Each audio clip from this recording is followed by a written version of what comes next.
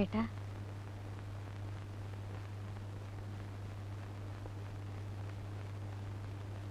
ഞങ്ങൾ വന്നിട്ട് ആഴ്ച ഒന്ന് കഴിഞ്ഞു. ഏട്ടനൊന്നും പറഞ്ഞില്ല. ഞാൻ എന്താ പറയണ്ടേ? 3 ഏക്കർ ഭൂമിയും 24 പറക്കും നിലവിലെ ആകെയുള്ള മുതല്. അതിൽ നിന്റെ ഭാഗം തരണോണ്ട് എനിക്ക് യാതൊരു വിരോധവും ഇല്ല. വിറ്റാൽ ഈ മലമൂട്ടിൽ നല്ല വില കിട്ടില്ല. എന്നാ നിങ്ങൾ വന്ന് പണിയെടുക്കൂ, അതും ഉണ്ടാവാൻ പോണില്ല. എടുക്കുവായിരുന്നെങ്കിൽ ഇവന്റെ ഭാഗത്തിൽ കിട്ടിയ ഭൂമി പെട്ടാപ്പെട്ടവലേക്ക് വിട്ടുകളയോ? ഞങ്ങളുടെ ബുദ്ധിമുട്ടുകൊണ്ട് പറഞ്ഞു പോയതാണ്. ബുദ്ധിമുട്ട് ഇവിടെ ഇല്ലേ ദേവാകര? എന്റെ ഭാരം എന്താന്നാ കരുതിയ നീ? ഇത്രയും വലിയ കുടുംബം നോക്കണം. കൊല്ലം നിങ്ങൾക്ക് ചെലവുള്ള നെല്ലും അരിയും നാളികേരവും തരണില്ലേ? കുട്ടികളെ പഠിപ്പ്, നീ ഉടുത്തിരിക്കുന്ന മുണ്ടും ഷർട്ടും, ഇവൾക്കുള്ള തുണികള്, എന്തിന് തലയിൽ തേക്കാനുള്ള വെളിച്ചെണ്ണവരെ കൊണ്ടുപോകണല്ലോ ഇവിടുന്ന്. ഇതൊക്കെ ഈ ഉള്ളവൻ ഉണ്ടാക്കണ ഈ കാണുന്ന മണ്ണെന്നാ. അത് ഭാവിച്ച് തരണമെന്ന് പറഞ്ഞാൽ തരാം. ഈ കുടുംബം നോക്കാൻ എനിക്ക് ബാക്കിയുള്ള മണ്ണ് മതി. പക്ഷെ അതോടെ തീർന്നു. പിന്നെ ഒരു കാന്താരി മുളക് ഇവിടെ നിന്ന് കിട്ടുമെന്ന് കരുതണ്ട. ഇവളോട് ഞാൻ പറയാറുള്ളതാ, ഏട്ടന്റെ ബുദ്ധിമുട്ട് നമ്മൾ മനസ്സിലാക്കണം. എത്ര ബുദ്ധിമുട്ടിയാലും നമുക്ക് 1000 2000 വേണമെങ്കിൽ ഏട്ടൻ തരാതിരിക്കൂ. എന്റെ ബുദ്ധിമുട്ട് പറഞ്ഞ എല്ലാവർക്കും സ്വരിക്കട. എന്റെ മക്കളെ ഗതി. അതൊക്കെ അങ്ങനെ നടക്കും. ഏട്ടൻ സമാധാനമായിട്ട് പോയി കിടന്നുറങ്ങും. ഞാൻ ഒരു 1000 ഉറുപ്പ്യ എങ്ങനെ ഉണ്ടാക്കി കൊടുക്കാന്നുള്ളത് പറഞ്ഞു.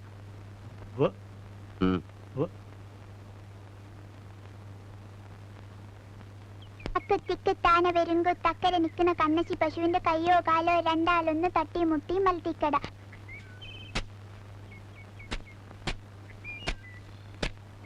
എന്തേടി? ഒന്നുമില്ല. എനിക്കൊരു കാര്യം പറയാനുണ്ട്. പറഞ്ഞോളൂ. പറഞ്ഞിട്ട് വഴക്കും ബഹളമൊന്നും ഉണ്ടാക്കരുത്. ആലോചിച്ച് ചെയ്യേണ്ട കാര്യം എന്താന്ന് പറ. കുറച്ചു ദിവസം മുമ്പ് സുധയുടെ കൂടെ പഠിക്കണതാന്ന് പറഞ്ഞൊരു ചെക്കൻ വന്നിരുന്നു. ഞാൻ കണ്ടില്ല, നളിനിയാ കണ്ടേ. പശുവിനെ കെട്ടാൻ പോയപ്പോ നമ്മുടെ ഇടവഴിയിൽ നിന്നവർ സംസാരിക്കണ കണ്ട്. അയാളുടെ പെരുമാറ്റം അത്ര ശരിയില്ലാന്നാ നളിനി പറഞ്ഞത്. ഞാൻ അവളോട് ചോദിച്ചു. അപ്പൊ ഒന്നുമില്ലെന്നൊക്കെ എന്നോട് പറഞ്ഞത്. പക്ഷേ ഇന്ന് അവൾക്കൊന്നൊരു കത്തിയാൻ കണ്ടു. അവര് തമ്മിൽ ഇഷ്ടത്തിലാന്നല്ല, അതൊരു നല്ല ഇഷ്ടമല്ല. പക്ഷെ വഴക്കൊന്നും ഉണ്ടാക്കല്ല വേണ്ടത്, പറഞ്ഞു മനസ്സിലാക്ക വേണ്ടത്.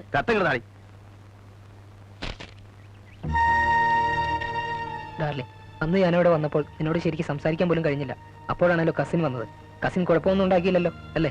ഞാൻ വരുമ്പോഴൊക്കെ ചേട്ടന്റെ കുട്ടികളെയും കുട്ടികളെ വരവ് നിർത്തണം. ആൺകുട്ടി കുഴപ്പമില്ല, പെൺകുട്ടിയെ പേടിക്കണം, അവൾ കുഴപ്പമുണ്ടാക്കും. ഏതായാലും ഇനി പ്രശ്നമില്ല. അടുത്ത തിങ്കളാഴ്ച കോളേജ് തുറക്കുകയാണല്ലോ. തിങ്കളാഴ്ച കോളേജിൽ പോകണ്ട. അന്ന് നമുക്കൊരു സ്ഥലം വരെ പോകാം. നീ വരണം, ഞാൻ എന്റെ കാർ കൊണ്ടുവരാം. കാലത്ത് 9 മണിക്ക് അരോമ തിയേറ്ററിന്റെ മുന്നിൽ കാറുമായി ഞാൻ കാത്തു നിൽക്കാം. വൈകുന്നേരം 4 മണിക്ക് മുമ്പ് തിരിച്ചെത്താം. ഇക്കാര്യം മറ്റാരോടും പറയരുത്. വിനോദ്. ബഹളം ഉണ്ടാക്കരുത്, ആലോചിച്ച് കൈകാര്യം ചെയ്യണം.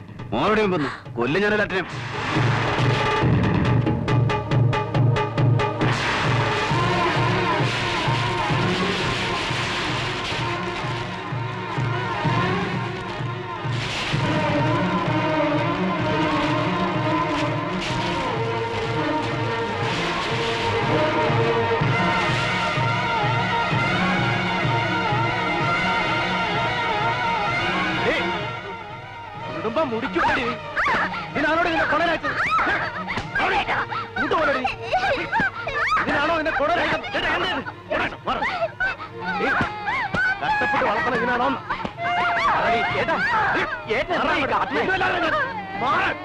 എന്താ തലയ്ക്ക് പ്രാന്താ? മാറിയേ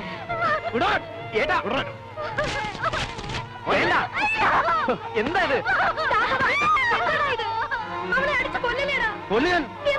ഇങ്ങനെ തല്ല മാത്രം എന്ത് തെറ്റാ വിളി ചെയ്തേ? അവളോട് ചോദിച്ചു നോക്കണം. എന്താടി? ഒന്നും അറിയില്ല, പച്ചപ്പാവം. ഇങ്ങനെ പഴച്ചു പോകാൻ വേണ്ടിയല്ല ചോര നിരക്കി ഞാൻ ഈ പെടാപ്പാട് പെടുന്നത്. ഇവിടെ കോളേജിൽ പോണോ പഠിക്കാൻ വേണ്ടിയല്ല, കണ്ട ആമ്പിളരോട് ചുറ്റാനാ. നീ എന്തായി പറയണേ? എനിക്ക് ഒന്നും മനസ്സിലാവണില്ല. ഇത്ര മനസ്സിലാക്കിയാ മതി. മോളെ വേഗം കെട്ടിച്ചു വിടാൻ ആലോചിക്കുക, ഇല്ലെങ്കിൽ കുടുംബത്തിന് നല്ല പേരുണ്ടാക്കി തരും. നീ പഠിക്കാനെന്ന് പറഞ്ഞ് വീട്ടിൽ നിന്ന് പുറത്തിറങ്ങിയാ കൊല്ലു ഞാൻ.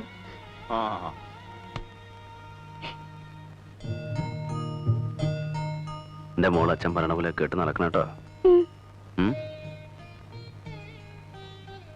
അച്ഛൻ തല്ലിയത് മോളോടുള്ള ദേഷ്യം കൊണ്ടൊന്നുമല്ല. അച്ഛനോട് മോക്ക് ഇഷ്ടണ്ടോ? മതി അച്ഛനും മോളും വർത്താനം പറഞ്ഞത്. വന്ന് കിടക്ക്. മോള് പോയി കിടന്നു. ഉണ്ണിമോൻ ഉറങ്ങിയോ? ഇല്ല. ഉണ്ണിമോൻ അച്ഛൻ്റെ അടുത്ത് വരണോടാ. വേണ്ട. കുട്ടി വല്ലാണ്ട് പേടിച്ചു. ഇങ്ങനൊരു വേഷം കണ്ടിട്ടില്ലല്ലോ. എല്ലാരും ഊണ് കഴിച്ച് കിടന്നു. നമുക്ക് വല്ലതും കഴിച്ച് കിടക്കണ്ടേ? നീ കഴിച്ചോ, എനിക്ക് വിശപ്പില്ല. സുധയ്ക്ക് എന്നോട് ദേഷ്യമുണ്ടോ? ഹേയ്, തെറ്റവൾക്ക് മനസ്സിലായി.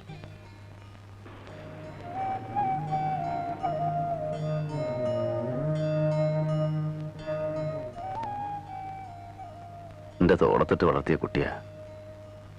വളർന്ന് വലിയ പെണ്ണായിരുന്നു ഞാൻ അറിഞ്ഞില്ല.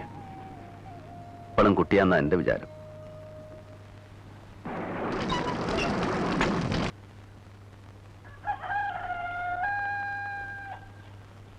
മോളെ, കോളേജിൽ പോണ്ടെന്ന് വലിയേട്ടൻ പറഞ്ഞത് അപ്പോഴത്തെ ദേഷ്യം കൊണ്ടാ. ഒരു ചീത്തപ്പനുണ്ടായ പിന്നെ വലിയേട്ടൻ ജീവിച്ചെന്നിട്ട് എന്താ ഫലം? എനിക്ക് വിഷമേ ഇല്ല. എനിക്ക് മനസ്സിലായി എന്റെ തെറ്റ്. പഠിത്തം മുടക്കണ്ട. നാളെ മുതൽ കോളേജിൽ പോയിക്കോ. വേണ്ട, എനിക്ക് എന്നെ പേടിയാ. ഞാൻ കാരണം ചീത്തപ്പേരുണ്ടാവണ്ട. ഞാൻ ഇനി പഠിക്കണില്ല. അല്ലെങ്കിൽ വേണ്ട. വലിയേട്ടൻ നല്ലൊരു ചെറുപ്പക്കാരനെ കണ്ടുപിടിക്കും. എന്റെ മോളുടെ കല്യാണം വലിയേട്ടൻ ആഘോഷമായിട്ട് നടത്തും. ഇങ്ങനെ ഒറ്റക്കൊമ്പലെ കിളിയെ പൊല്ലിരിക്കാണ്ട് എല്ലാവരും പകർത്തിന്നിരിക്കും അല്ലേ?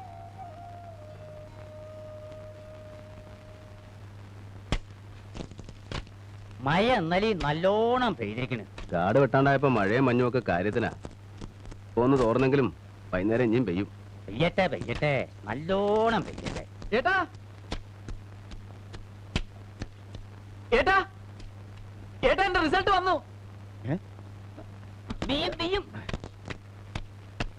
ഏട്ടാ, ഞാൻ ജയിച്ചു. ഏട്ടൻ പറഞ്ഞില്ലേ ക്ലാസ് വാങ്ങണമെന്ന്. എനിക്ക് ക്ലാസ് ഉണ്ട്, ഫസ്റ്റ് ക്ലാസ്. ചെയ്തേക്കാ വിജയൻ പരീക്ഷ ജയിച്ചു. അൽഹംദുലില്ലാഹ്.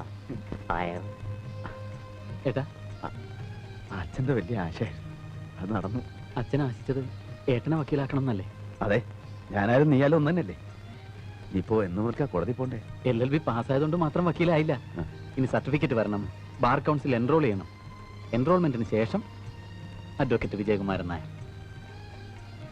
എന്റെ ഭഗവാനെ, രക്ഷിച്ചു.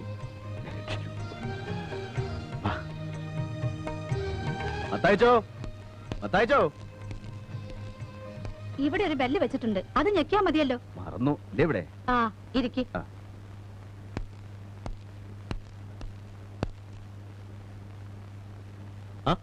താനായിരുന്നു. ഞാനൊന്ന് കിടക്കുകയായിരുന്നു. ഊണ് കഴിഞ്ഞാൽ എനിക്കൊന്ന് മയങ്ങണം. എന്താ വിശേഷിച്ച്? എനിക്ക് ഇത്തിരി കാശ് വേണം. കാശൊന്നും ഇരിപ്പില്ലല്ലോ രാഘവന്നാരെ. അയ്യോ, അങ്ങനെ പറയരുത്. എന്റെ അനിയൻകുട്ടി വക്കീലായി. തൃശ്ശൂർ ഇമ്മടെ രാമൻകുട്ടി എന്റെ കീഴിൽ പഠിക്കാനുള്ള ഏർപ്പാടുമായി. അവന്റെ ഒരു സാറ് തന്നെ ശരിയായി കൊടുത്തതാ. പാൻറ്റും കോട്ടും ഗൗണും ഒക്കെ വാങ്ങണേ. എന്റെ കയ്യിലാണെ 10 പൈസ ഇല്ല. എനിക്ക് ഇത്തിരി കാശ് തന്നേ പറ്റൂ. അല്ല രാഘവന്നാരെ, എനിക്ക് കുറച്ച് കാശ് താൻ ഇങ്ങോട്ട് തരാനുണ്ടല്ലോ. അതോ? അതൊക്കെ ഞാൻ തരും. എന്റെ കുറി ഇപ്പൊ വട്ടോത്തും. ഇപ്പൊ നിങ്ങൾ എനിക്കൊരു 5000 ഉറുപ്പ്യ തന്നാ മതി. ആലോചിക്കാനൊന്നുമില്ല. രാഘവൻ നായർ നിങ്ങളെ തട്ടിക്കാൻ പറ്റിക്കൊന്നുമില്ല. അതുകൊണ്ടൊന്നുമല്ല. അന്നാമേ, എന്തോ? ആ മേശയിൽ എന്റെ ബാഗ് ഇരിപ്പുണ്ട്, അതിങ്ങ് എടുത്തോണ്ട് വന്നേ. എന്റെ ബുദ്ധിമുട്ടൊക്കെ തീരും മത്തായിച്ചോ. 2 കൊല്ലം കഴിയട്ടെ. പെങ്ങളും പഠിക്കുന്നില്ലേ? ഉവ്വ്, ഇതിപ്പോ 2ാം കൊല്ല BA-ക്ക്. ഇനിയൊക്കെ അവൻ നോയിക്കോളും.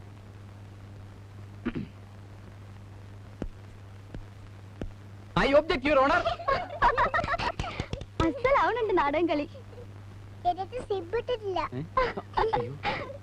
ദേ, അവിടെ വല്യേട്ടൻ കുളിച്ച് കുറിയും തൊട്ട് ഇരിക്കാൻ തുടങ്ങിയിട്ട് മണിക്കൂർ ഒന്നായി. ഏട്ടനും വരണുണ്ടോ? ഇതുവരെ ഒരുങ്ങിയില്ലേ? വേഗം ഇറങ്ങാൻ പറഞ്ഞു ഏട്ടൻ. രാഹുകാലത്തിന് മുമ്പ് ഇറങ്ങണമെന്ന്. ഞാൻ റെഡി. ഇത് പിടിച്ചേ. എന്താ ഊരിനെ? ഇതൊന്നും ഇടാണ്ടാ പോണേ. പിന്നെ ഈ കോട്ടും ഗൗണൊക്കെ ഇട്ടിട്ടാ ട്രാൻസ്പോർട്ട് ബസ്സിൽ തൂങ്ങി പോകാൻ പോണത്. ആളുകൾ വേതാളെന്ന് വിളിക്കും. ഇതൊക്കെ ഇട്ട് കാണാൻ വേണ്ടി എല്ലാവരും കാത്തിരിക്കണേ. പോകുമ്പോ മടക്കി പെട്ടിയിൽ വെച്ചോളൂ. ഇപ്പൊ ഇതൊക്കെ ഇട്ട് തന്നെ ഇറങ്ങണം. എന്നാ വാ. വാ.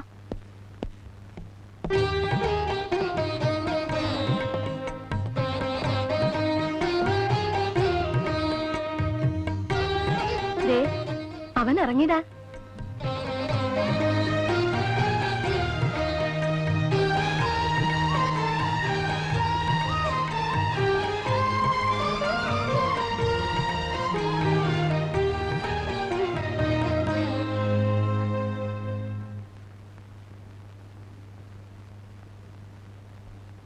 ഏട്ടാ, എന്നെ അനുഗ്രഹിക്കണം. ആദ്യം അച്ഛൻ്റെ അനുഗ്രഹം വേണം, പിന്നെ അമ്മ. എൻ്റെ അനുഗ്രഹം എന്നും ഉണ്ടല്ലോ നിനക്ക്. എനിക്ക് അച്ഛനും ഏട്ടനും എല്ലാം എൻ്റെ ഏട്ടനാണ്. അനുഗ്രഹിക്കണം.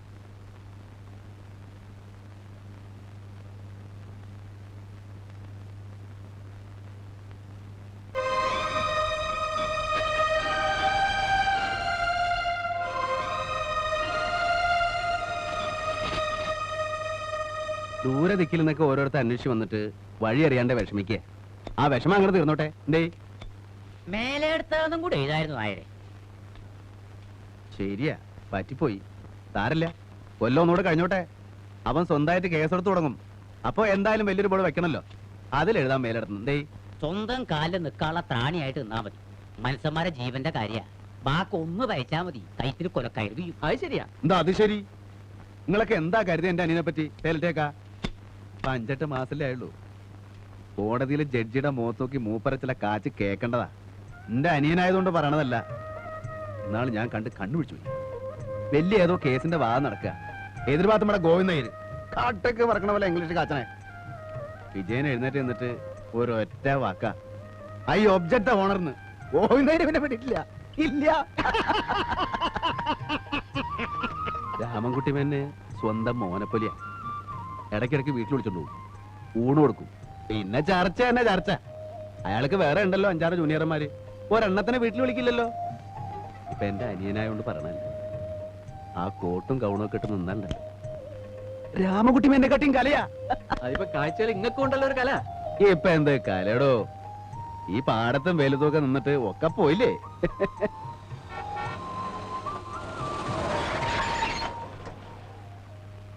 ഈ വിജയകുമാരനാരുടെ വീട്? ആ ഇതന്നെ. ഈ വഴി നേരെ അങ്ങോട്ട് ചെല്ലണം, മേലടത്തേക്കാ. അഡ്വക്കേറ്റ് വിജയകുമാരൻ നായരുടെ വീട്. അതന്നെ, മേലേടത്തെ വിജയകുമാരൻ നായർ തന്നെ. ദാ ബോർഡ് വായിച്ചു നോക്ക്. നേരെ അങ്ങോട്ട് പോയാ മതി. അല്ലെങ്കിൽ വേണ്ട, ഞാനും വരാം. വഴി തെറ്റണ്ട.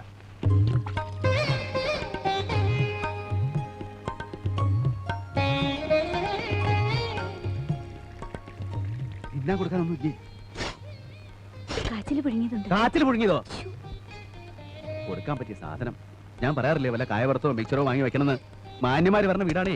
വാങ്ങി കൊണ്ടുവന്നൂടെ? ഇതം കൊടുക്ക. അപ്പൊ ജില്ലാ കമ്മിറ്റിയിൽ അങ്ങനെ ഒരു ആലോചന വന്നപ്പോ ഞാനൊന്ന് പ്രസ് ചെയ്തു നിങ്ങളുടെ പേര്. അത് അംഗീകരിക്കുകയും ചെയ്തു.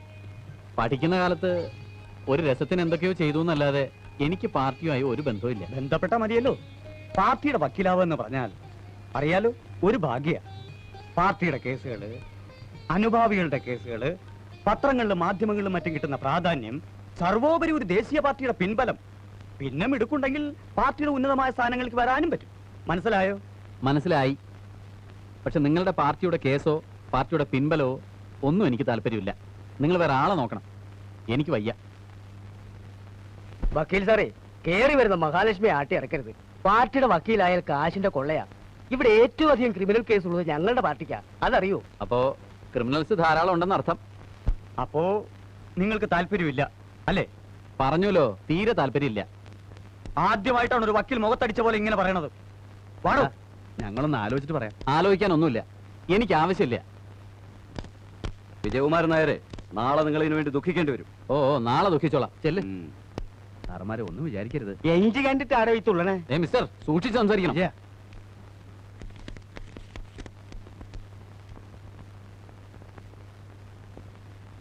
എന്താടാ? ഒന്നുമില്ല. എന്തിനാ അവര് വന്നത്? ഒന്നും ഇല്ലാന്ന് പറഞ്ഞില്ലേ? അവര് വലിയ നേതാക്കന്മാരാണ് അമ്മേ. അവരൊരു ഉപകാരം ചെയ്യാൻ വന്നപ്പോ അവൻ അത് വേണ്ട. ഏട്ടൻ എന്തറിഞ്ഞിട്ടേ പറയണേ? പാർട്ടിക്കാരെ കുറെ കേസ് കിട്ടുന്നല്ലേ അവര് പറഞ്ഞത്. എന്ത് കേസ്? നക്കാപ്പിച്ച കേസ്. തുടക്കത്തിൽ തന്നെ കുറെ കേസ് കൈ കിട്ടാന്ന് വെച്ചാ ചില്ലറ കാര്യ. അതെ, എനിക്കത് ചില്ലറ കാര്യമാണ്. പാർട്ടിക്കാരുടെ പെറ്റി കേസുകൾ വാദിക്കുന്ന ഒരു മൂന്നാംകിട വക്കീലാവാനല്ല എനിക്കിഷ്ടം. തുടക്കത്തിൽ തന്നെ വലിയ വലിയ കക്ഷികളെ കൈ കിട്ടൂടാ. കിട്ടും. ഏട്ടൻ കണ്ടോളൂ. കണ്ടോമേ, അവന്റെ വർത്തമാനത്തിന്റെ മുഖഭാവത്തിന്റെ ഒരു കല. ഞാനൊന്ന് ഇരുത്തി നോക്കിയ ആ ചൂളണ ചെക്കനാ. ഇപ്പൊ മുഖത്തേക്ക് നോക്കുമ്പോ എനിക്കൊരു ബഹുമാനം.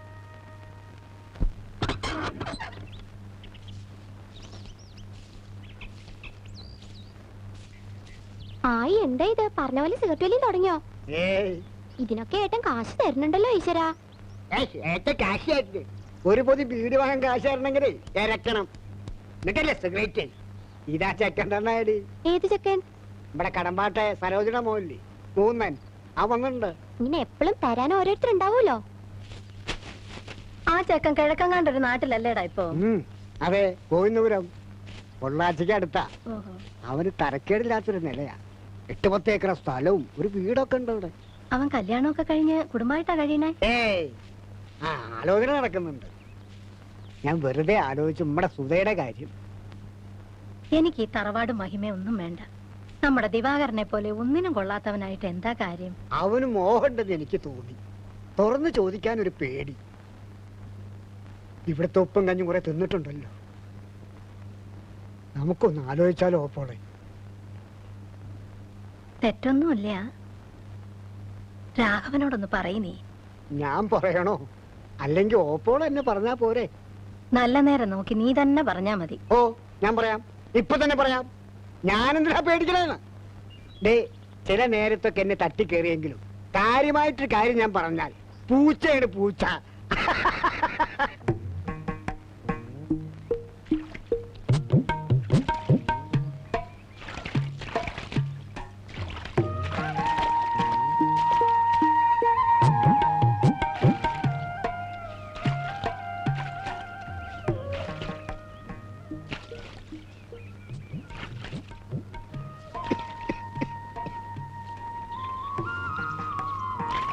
സർക്കിട്ടൊക്കെ കഴിഞ്ഞു ആവോ? അല്ല അല്ല, ഞാനേ നമ്മുടെ മൂന്നും വന്നിട്ടുണ്ട് ഗോവിന്ദാപുരത്തുനിന്ന്. അവനെ കണ്ടിങ്ങനെ ഓരോന്നൊക്കെ പറഞ്ഞങ്ങനെ. എന്നിട്ട് അവൻ എന്നെ കണ്ടില്ലല്ലോ. ഇന്ന് അവന്റെ സ്ഥലം കാണാൻ ആള് വന്നിരുന്നു. ആ തിരക്കില് എന്നിട്ട് കച്ചവടായോ? ചിലപ്പോ മുറി.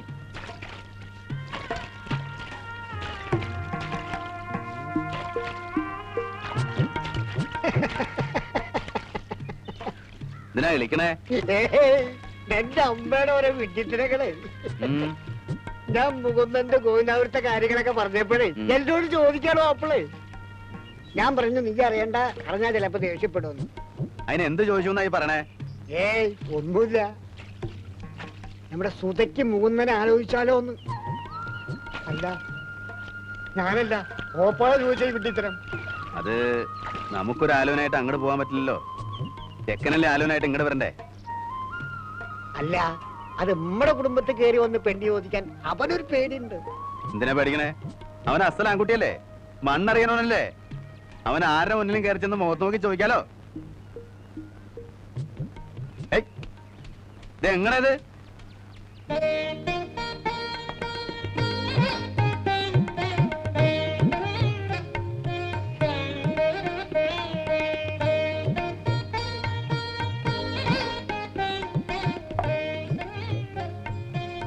അപ്പൊ ഞങ്ങളുടെ പെൺകുട്ടിയെ കണ്ടിട്ട് ബോധ്യമായല്ലോ.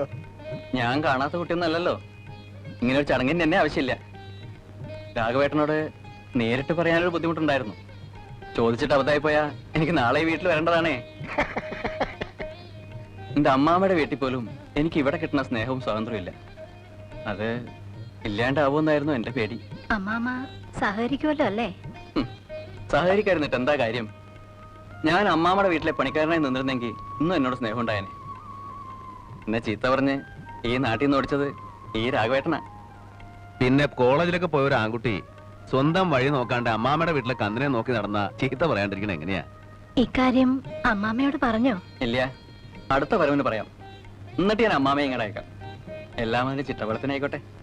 എന്നാ പോണേ? ഇന്ന് പോണം.